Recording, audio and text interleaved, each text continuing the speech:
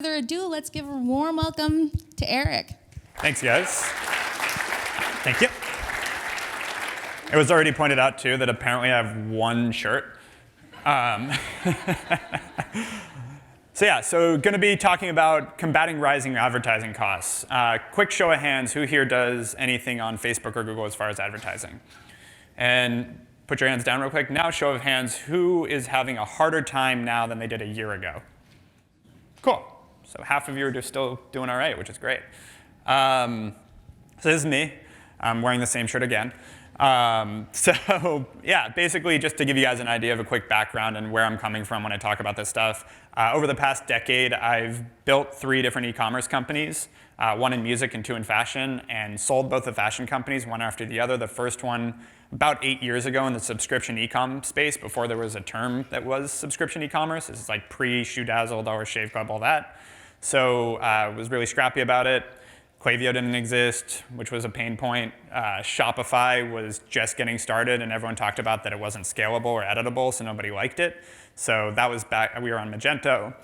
So that was my background. Built and sold those 2, and then started advising and consulting for a lot of different large and small brands on how to drive revenue growth using marketing.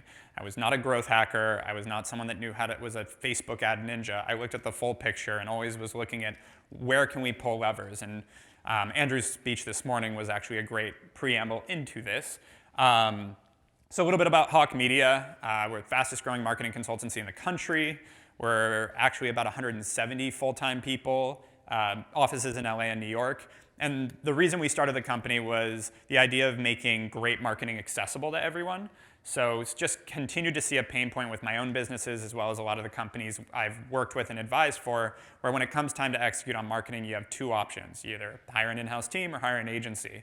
And what I found was hiring a full team in-house is generally not cost effective. That's if you can find and attract really good talent, which is few and far between. And then you end up operating in a vacuum, which my favorite example of that is when the CMO of Pepsi went on stage ranting about how he fired all their agencies because they're all crap, and then they came out with that beautiful Kendall Jenner ad that was made in-house. So that can happen when you do it yourself. But on the agency side, I guarantee almost everybody in here has worked with a terrible agency that sells snake oil. It's 99% of the ecosystem. And the few that are good tend to quickly go up market, want long contracts, high minimums, something that makes it hard to work with. And so what we found was the end result is if you're not a very sexy startup or a Fortune 500, it is really, really, really hard to find good marketing. And so we set out to alleviate that and started with 7 people. 5 years later, we're 170. So it's been a fun ride. And these are some of the different, this actually we can skip, just a little bit of the accolades, but some of the things we do. So again, we're looking at full funnel marketing, and this is leading into what I'm going to be talking about today. We're not just looking at how do we grow top line revenue, how do we arbitrage Facebook ads, we're looking at the whole ecosystem, as they called it, owned marketing paired with earned marketing paired with paid marketing. And so today, we're going to be talking about this number. In the past year, Facebook CPM costs and Google CPM costs have increased 2.5x. So if all else equal, let's say you were already doing great marketing and you're getting massive returns, your returns just cut significantly. And so if you're like a few companies out there and your returns were so outsized, you're getting 20x returns on your ad spend, this is just going to hurt a little bit because maybe you made some projections and made your margins around these numbers. But if you're like most companies and you weren't necessarily, you were just kind of squeaking by with these advertising, and all of a sudden the price cost hit, this is going to really hurt. And so what we're going to talk about today, there's 2 general ways to combat the rising cost of advertising. One is to increase your conversion rate, and the other one is to increase the lifetime value of a customer. Because if, let's say, through advertising you don't increase your conversion rate and it went up 2.5x, as long as you have the cash flow to sustain it, if you can increase the lifetime value of a customer by 2.5x, then you come out the same. So it's not as big of a deal. Same thing with conversion rate. If this increased 2.5x, but so did your conversion rate, it's all coming out equal. And so it's playing with those 2 numbers and doing the tactics that you need to do to get through that. So here's some of the reasons why that's happened. It's increased competition. So you guys all know it's a bidding system. But what happened in the past year is every major CPG and food and beverage and auto company went into digital a lot heavier. And so it drove all the bidding up. And the difference between them and frankly most of the people in this room is they don't care about direct attributed ROI. And when I say that, I mean it in a broad sense. They're obviously trying to track how much they're spending and how much they're making. They have marketing budgets, but they're not looking at direct attributed. They're not actually saying, we spend $1 on Facebook and got a conversion on our site right away. Because, for example, a car company can't do that. They have too long of a purchase cycle. If I show you an ad for a BMW, you could take 5 years to buy it. They talk about Ferraris are sold to 8-year-olds that buy them when they're 35. So like, this is not a thing for those companies. So when you're trying to compete on that 28-day attribution window that Facebook allows you to, they're waiting for 10, 20, 30 years. So they're just trying to build brand. And so when you're competing in the same world, they'll spend way more on impressions. That drives the cost up. Obviously, ad networks are consolidating. We spend about $100 million a year on advertising across our clients. And between, I'd say Google and Facebook, I think is about 95% of that when it comes to digital. We do some TV and radio as well, but I'm just talking about digital. And so you've got display networks, you've got direct media buys, but the problem is when you're talking about returns, they just don't perform the same. Programmatic is still not there yet, and so the options are really narrow. Most people are spending on Google and Facebook, and a few, and then kind of distributing the rest, 5-10% of their spends around other places, and so it gives them not quite a monopoly, but pretty much close to it. And then fraudulent traffic's coming up a lot more. There's actually a whole process at Google that I don't know how this is not more widely known, where they allow people to be partners at Google and drive traffic to search terms and make a margin on driving traffic to those search terms that they're then charging other companies for. So literally people are driving fraudulent traffic, getting paid for it by Google, and this is a multi-billion-dollar business. And so there's a whole nother side to it that like you're seeing traffic coming in, you're paying for it, half that traffic isn't even real. Now you're still optimizing for an end conversion, so as long as you're being responsible about the way you're spending, you can fight it. But yeah, this is a really big problem. So goal of today is to get you back to this. And so the idea is, I want to start with kind of a little general overview. I'm sure there's some people that already have a great grasp on marketing, but the way we look at marketing is with 3 pillars. We talk about awareness, nurturing, and trust. And what's been talked about at Klaviyo, we talked about this yesterday at their partner summit as well, is owned marketing. And that is the most valuable part of marketing because it's the lowest cost and the highest return for sure. But that's the nurturing piece. So awareness, I'm going to talk about first. So awareness, and you need these 3 things to make a cogent marketing plan and strategy. Awareness is how you drive new people to make them aware that you actually exist. So things like Facebook ads, Google ads, PR, influencer marketing, TV, radio, all the different types of advertising and outreach that you do, even different growth hacking methods to reach new people.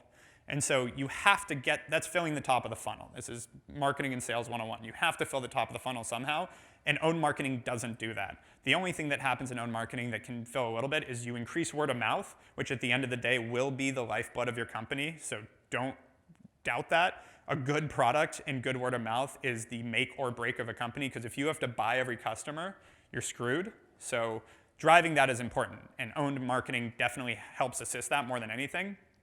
But good advertising is going to get people aware of you. Then nurturing, that's what you do once they're aware of you. So the most common thing I see people miss is the idea of a purchase cycle or a consideration period.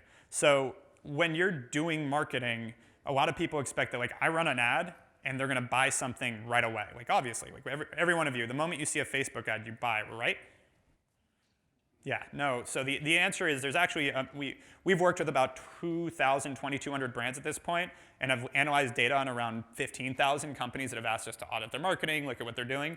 And there's a pretty consistent correlation between average order value and purchase cycle, meaning how long it takes them from the first time they see the ad to when they actually buy something. At $50, it's about 3 weeks. $100 is about 5 weeks.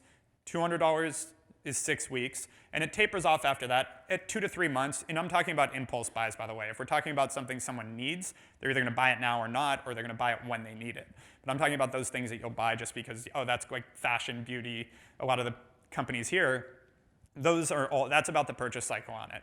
And so understanding that means if you're relying on just building awareness, Those people are now aware of you, but it's going to take them some time to buy something. And so what you do in that period between that first awareness point and the purchase is, again, what I use the term nurturing, owned marketing. That's what we'll go into more details, but that's email marketing, content marketing, that's SMS, chat bots, that's anything you can do to help build that communication, continue to reinforce your value proposition and put your brand in front of them. You have to do that because it can accelerate that purchase cycle. It can increase conversion rates. And so that's super important. And the last piece I mentioned was trust. The other thing owned marketing doesn't do is give you any kind of third-party validation. So if you're a new brand and you're not some super established brand that everybody knows and trusts and already knows what you stand for, you have to get that third-party validation. Because if I came up here with a pill and said, this will cure any disease you have, come grab it, how many of you are going to come grab it and take it? I thought a hand was going up for a second. That was going to shock me. So the point being, but if you had a team of Harvard professors up here and a ton of scientific publications telling you this is actually going to cure your disease, your own doctors telling you this, et cetera, that's that validation. You need it at different levels for different types of products. Obviously, fashion, I don't need a panel of Harvard professors to tell you to wear this t-shirt. But you do want to know generally when you're going to go buy something, is it actually going to fit me? Is it actually going to hold up? There are pieces that you want to know that most people are not going to trust a brand the first time they see it. And Edelman did a study that 75% of people will not purchase from a company they don't inherently trust and have trust built with. So finding ways to build that trust is super important. All right. So back to this. Nurturing leads is the #1 way to drive that increased in conversion rate. So, you have to, and I'm going to get into more tactics shortly, but I want you guys to really focus on the two aspects here, increasing conversion rate, increasing lifetime value. So during that purchase cycle, you need to be in front of those people as often as you can and with the most direct reasons to buy and the value propositions that you can without obviously annoying them. And again, tactics through that are email, SMS, chatbots, content, and I'm going to get more into all these details, but you really, really need to be in front of them a lot after they come in. This is where we watch so many people miss out, and you're all here for a Klaviyo Summit, so you guys obviously at least have a good start on this. But leveraging automation, leveraging all that segmentation, again, we'll talk about more of those tactics in a sec. This is really important because you're dealing with a bidding system here. You're dealing with a competition on these advertising channels. And if you're the one that knows how to nurture leads better, you can afford to spend more on the top of the funnel. And so all the people that are competing with you that don't use these tactics, they're the ones that are going to lose because you can drive higher returns for that traffic. To lifetime value too. Show of hands, who knows the concept of lifetime value? Okay, cool. Just want to understand my audience. You guys are good. So just to recap, though, I like to measure this within a year. Most of you guys are small and medium businesses. And honestly, I don't 5 years from now, if I'm generating revenue from the lifetime value of a customer, fantastic. But right now, I need quicker payback than that so that I can justify the cash flow. So I usually measure this over a year. But I want to find ways in that first year to really drive that up. That doesn't mean I want to burn through the customer and not benefit from them 2, 3, 4 years down the road. But because of, again, most of us are small and medium businesses, you need to see that cash flow come back in. You'll hear Amazon talks about 3-year lifetime value, et cetera. You can do that when you're a bigger established company. Early on, really focus on a shorter window. But don't make the mistake of focusing on just the first purchase. Make sure that you're really looking at your marketing from a wider window, because we watch a ton of companies cut off their nose to spite their face because they're not, let's say, making a return on that first purchase right away or in that first month. Most companies don't. Building a business is hard. You have to be watching what you think your lifetime value is going to be until you actually have that data, and then, again, drive it up. So, getting into email marketing. I am not going to go into a massive detailed thing on email marketing because we are at an email summit, and I think that would be redundant. But really, again, focusing on two aspects of this and really separating the way you do this into two parts. One, nurturing. So simple things like a welcome series. Everyone should have it. Everyone should have an email pop-up. We've done the work for you in terms of testing this. I have yet to see an email pop-up increase bounce rate on a homepage of a site. So that would be the metric that you'd worry about. People are annoyed by pop-ups. It doesn't happen. People are used to them. It's okay. Collect those email addresses and then automatically follow up with them. Use all these tools that Klaviyo has as an example to really segment based on behavior in the early days. And behavior, what I mean is that welcome series is the first great one. You know that they just got introduced to you. They don't know anything. So have something set up that really just spends 4 or 5 emails articulating different reasons they should purchase what they were looking at, because they're not going to read your About Us. They're not going to spend time. They're probably not going to even notice your other ads. So this is an opportunity to send bite-sized reasons why they should come back. Here's other people wearing it. Here's our best-selling products. All the different things that you can do to drive that, because different people have different reasons they buy. And so testing those different value propositions and then seeing which one has higher conversions and putting that up front is a really good way to build this out. And again, understand your purchase cycle. Because if you know in 3 weeks the average person is going to buy, go heavy in those 3 weeks. If you know it's 6 weeks, you can spread it out a little more. Rushing someone to buy something expensive isn't going to help you. So understanding that, still trying to accelerate it, but not overdoing it, is super important. And then building a strategy around lifetime value. How do you get that customer back to buy more? This has to do with merchandising too. You have to have a product and SKUs that can actually upsell into.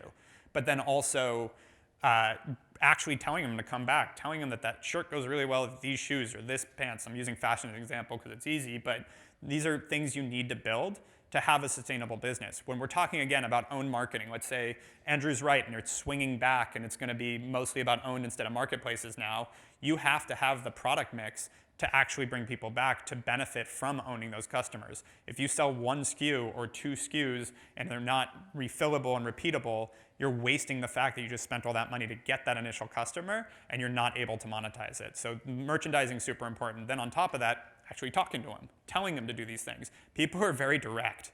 So if you email them and say, hey, these go great with that, or this would be a great product, or you'll love this, people listen.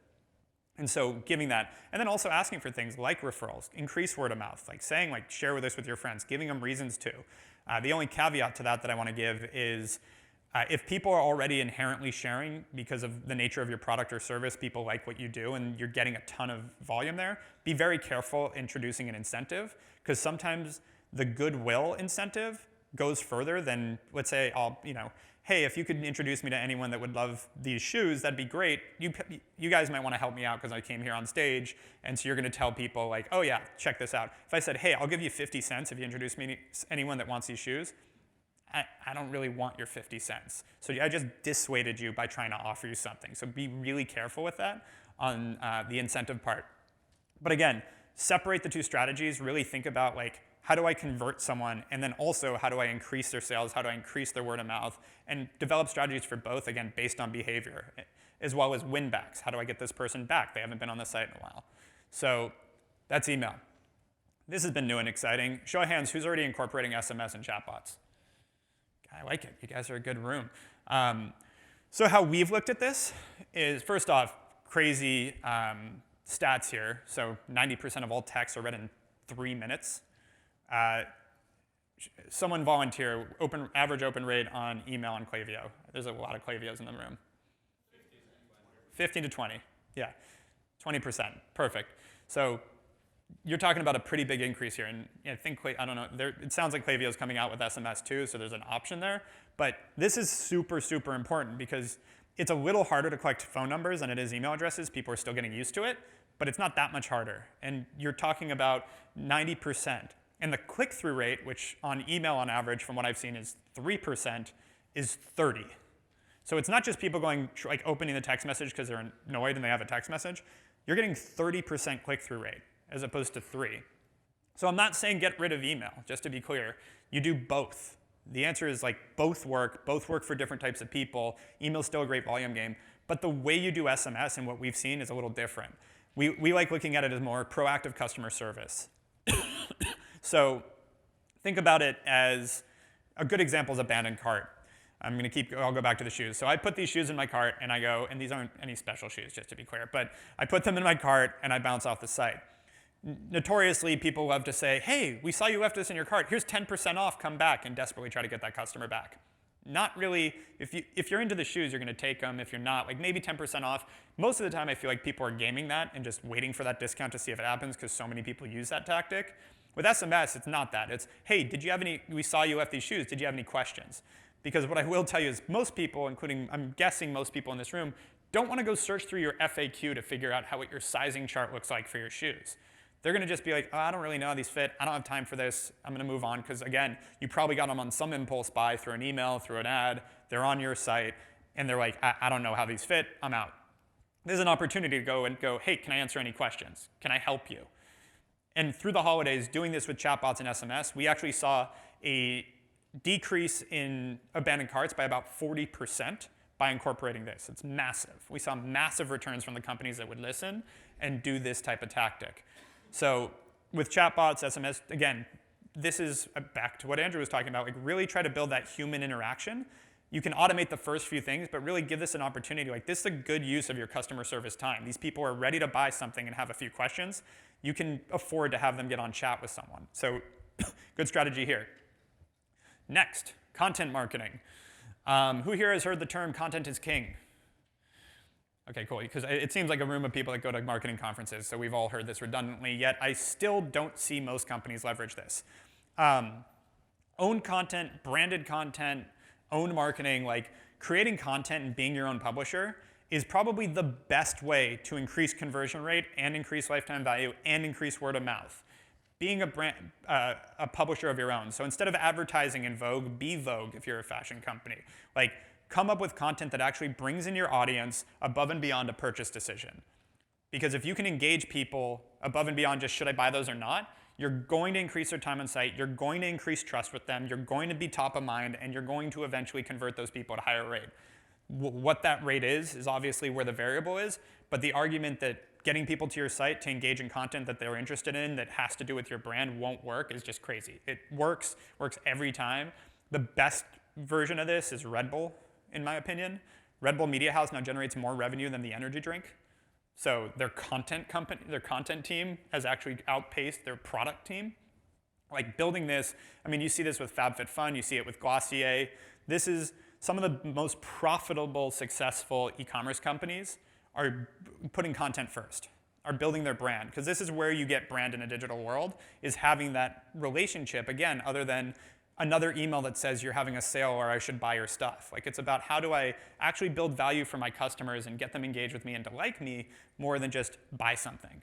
So really focusing on a content strategy. The painful part of this, it is really hard to track a direct ROI. It is going to be lift across the board. It's going to be looking at your K factor, your viral coefficient. It's going to be looking at your conversion rates. It's going to be looking at your time on site. But all these things, this content gives people something to share about you that's not just like, hey, I bought these, you should too. It's like, hey, this company's cool, check this piece of content out. All this kind of stuff, it really works. So finding a part of your marketing budget to invest in content, super important. Skip that for now, just the funnel. Last piece, personalization. So, whether it's on-site, whether it's through email, whether it's through SMS, the more you can get down into that one-on-one communication and personalization, the better. So like building out algorithms, bucketing people based on their behavior, based on where they came from to your site, based on what they're doing on their site, what they've purchased, the more you can feel, the person can feel like they have that relationship with you, the higher that conversion is going to be and the longer that lifetime value is going to be, because it feels like you care. People are emotional creatures. They just use logic to justify the emotions. So the more it seems like you actually care about what they're doing and you actually are paying attention and you actually want to give them value, the more they're going to buy your products. And again, the whole purpose of this talk is how do you combat rising advertising costs? And it's building that relationship with customers, owning that marketing. And I really do. This is coincidence, by the way. I had no idea the whole conference was around own marketing. But this has really become more and more important and something we've seen people shy away from. So getting into different tools around personalization so people feel that connection is really important. Some of the companies we've worked with. But yeah, I did want to leave some time for questions, so I will take them now. Ready? Yeah. Any ideas? Do you hear me? I hear you, but let's let that. Okay. So any ideas about seasonality for agency businesses, as in like in different seasons of the year, do you hire more? Do you have more availability? Do you spend more on ads? Like how does any rant on sort of seasonality? Great question. So you're saying for an agency business, though. Okay, so I'm going to go twofold with that. One, on the seasonality side, obviously, it was mentioned on stage, Q4 is huge for retail business, for most of the business that are on Klaviyo. And so for agencies serving them, we get a flood of business in Q4. Huge mistake, because you know what else skyrockets in Q4 is advertising costs. So it's already bad, now it's worse, and you waited till now to buy your customers. Also, big point that I really want to emphasize, purchase cycle. If I'm advertising to you the week before Cyber Monday about my Cyber Monday sale and I have a $200 product, you'll get, don't get me wrong, it's not all perfect. You'll get some conversions, but you're missing out on most of your customers because they've never heard of you. You've built no trust. And they're like, yeah, I'm not going to do that. And you're spending more money to reach them anyways.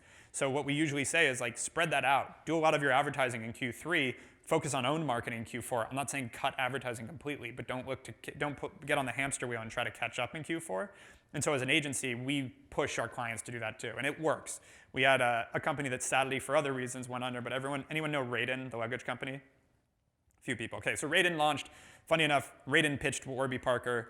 Jen Rubio left 2 weeks later to start Away. So very similar product. But Raiden launched, we spent $1 million in marketing in their first year. They did $11 million in revenue. They just got screwed in ports and customs and ended up not being able to deliver that $11 million in revenue in product. But the marketing worked really well, and what we did was very simple. We overloaded marketing in the months that nobody else wants to spend, because the J months everyone's scared of, June, July, even August is really tough in retail. People are on summer, they're not buying as much. And so we decided like, hey, that's so everyone pulls back, we're gonna push forward, because we know that luggage, you're gonna have a longer purchase cycle. It's like a $400 or $500 purchase. So we're gonna push this now, build your audience so that when Q4 hits, we're gonna have this massive audience and be able to compete and just hit them all, and they're already gonna be aware of your product. Logical, it worked really well. Again, it's 11x return on their entire marketing spend, like really solid.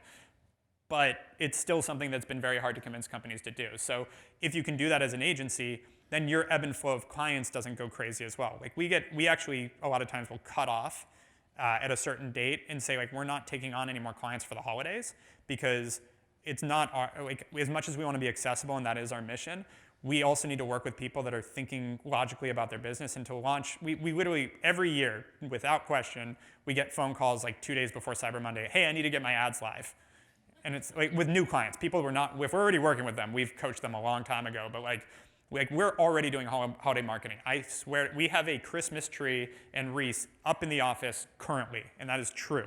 We have a Christmas tree sitting on our stage in the office. We have 2 people here that can attest to it. And because holiday marketing starts in August, like you have to start prepping for it, you have to start getting ready for it. And so if you allow your clients to get on that, sort of enforce you on a hamster wheel, like we got to keep up, we're behind on everything, like it's about getting ahead of that. And then every once in a while I'll make an exception, obviously, and we'll help someone that needs it. But people running ads 2 days before Cyber Monday, probably a big waste of money. So I'd be careful on that too. Long-winded answer, but yeah.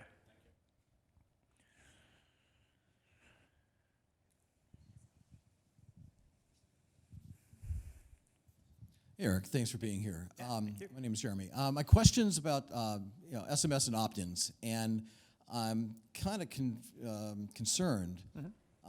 Opt-ins aren't necessarily sharing, let's say Shopify versus Klaviyo versus, so if the customer's opting in for SMS, Yep. That's a separate opt-in from a general marketing opt-in that they have. But if they don't want the SMS, we don't want to opt them out of email. Yep. But if they're getting Messenger, let's say, if we're already engaging with the customer and having a conversation, we don't want to be sending them. I already have the tech using. I've Octane telling Klaviyo, tell Klaviyo to stop sending as long as the customer is engaging. How do you deal with that with your clients of different opt-ins for different methods of communication and Yep. conversations? Yeah, it's something that still needs to be fixed, so I'm going to give 2 options first, and then I want to see show of hands. So people that prefer getting emails, or people that prefer getting text messages from friends, people they're working with, et cetera. So email, who prefers email? And who prefers text messaging? Basically 50-50. So the reason I say that is different people like different things, and so allowing those different channels for the people that want them, not forcing everyone to do everything. So on the pop-up side, on the way they're opting in, that's still, on a technical side, I think that still needs to be fixed. That even was brought up with Klaviyo yesterday. But once you have it, I think just giving the option. You can't force, I wouldn't force anyone to give you anything. Like I don't believe in the gating the site and saying you have to give us your email to get in. I'll give you a fake email. There's no reason to force that. But ask for it all and let people give you what they feel comfortable with, I think is the best way to do it. Yeah. Someone opts out of one service. Yeah. No. If they opt out of one service, you will opt them out of that one service. But then we also have loyalty, and we have reviews, and we have all these other services that are all trying to send on their own terms on behalf of the client. So Yeah. there's a lot of potential opt-outs, and if the customer just says, I don't want anything from you, Yeah. I think they're opting out of one, but they're really not opting out of everything. So I got And a lot of sites do that right. I can't think of a good example, but you can, when people say unsubscribe, you can say, what do you want to unsubscribe from? Do you want to unsubscribe from just this email, this type of email, the referral program emails, or all of it? And sometimes people will say all of it, and they mean it. Like it just depends what they want. And again, that's where they're creating value through that messaging versus usually when you're getting a lot of unsubscribes, you either put the wrong emails in, because most people are opting into emails, so if they're unsubscribing a lot, there's an issue, or you're not creating value in that email, and I'd look at what you're doing. I remember there was a great piece of advice I got when I first got into email marketing, which is if you don't have anything, it's advice in general, if you have nothing good to say, don't say anything. Like, if you don't have value to create, don't just feel like you're forced to send an email. And that's where automation and segmentation comes in. Like, it should be based on behavior so that it actually makes sense that they're getting the email, not just blasting people with all different things all the time. I'll let you pick.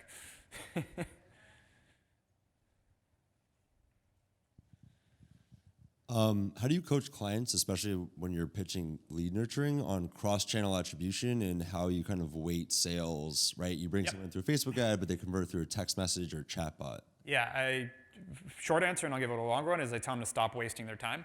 And thank God that there was a huge ebb of that where all our clients wanted to know weighted attribution and where the sale, what deserves credit for the sale, and that was a big trend a few years ago, and I think some people are still trying to do it, but honestly, and I use this example, if someone goes to Google and searches for shoes, clicks on my ad, and then they come to my site, and then they go to Facebook, and I retarget them, they click on that ad, and then they still don't buy, and then I send them an email, they click through that email, and they buy. The answer is the attribution is all of it, not a percentage of Facebook and a percentage of Google and a percentage of email. All of it mattered to create that sale. So when we're looking at the marketing mix, we're looking at, the way I look at an individual return on Facebook is how do I optimize Facebook? It's not should I spend more on Facebook versus Google, et cetera. That takes a little bit more just high-level thought. It's not as data-driven. But on the general mix, I don't try to do weighted attribution because it's anyone's guess. I've gotten in debates over this over and over again. I don't know, does email deserve 25% because supposedly owned media is 25% of revenue?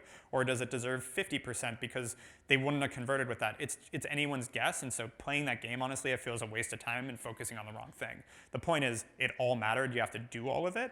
And so they should be looking at, again, their Google spend and their Facebook spend as to how to optimize on those channels and understanding it logically. Are you getting it through branded keywords, non-branded, and where are these people? Are these brand new people coming? On Facebook, is it more retargeting or new acquisition, and how that mixes? That's kind of what you have to look at. But again, optimizing those individual channels, they all complement each other. So separating them in a vacuum is usually a mistake.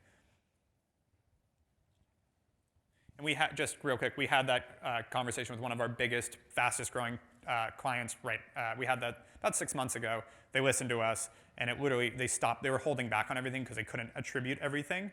And we just said, hey, it's working, double down, we get it, but this is how you have to look at it. They listened, and they're now gonna close a monster Series A.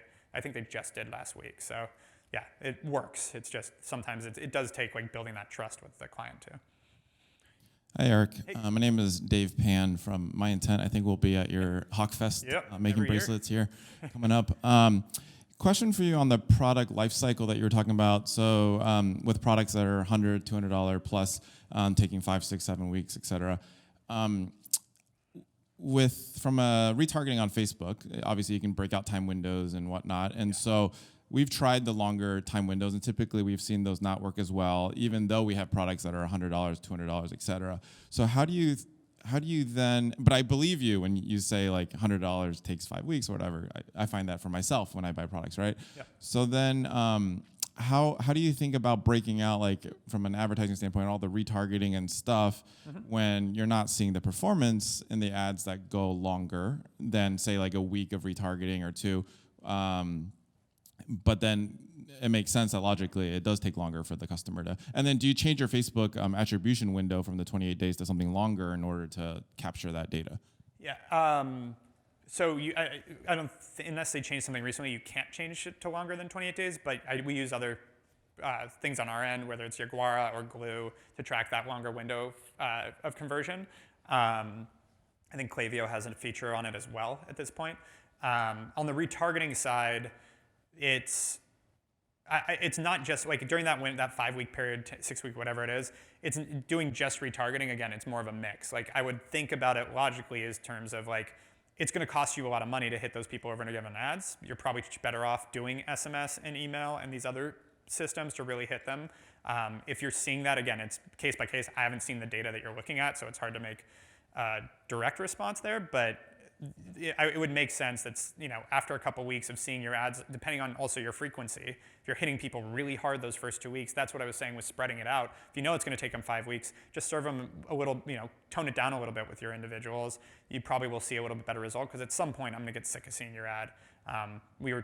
Adam runs our New York office. We were talking about that this morning where we've seen an ad 100 times and we're both kind of sick of it. And it's because, again, it's a $200 purchase. I'm not going to buy that right away, but you sent me 100 ads in the first week. Now I'm done. So you got to be careful of that too. Okay, we're going to take one more question over here. And I'll hang out a little after. So.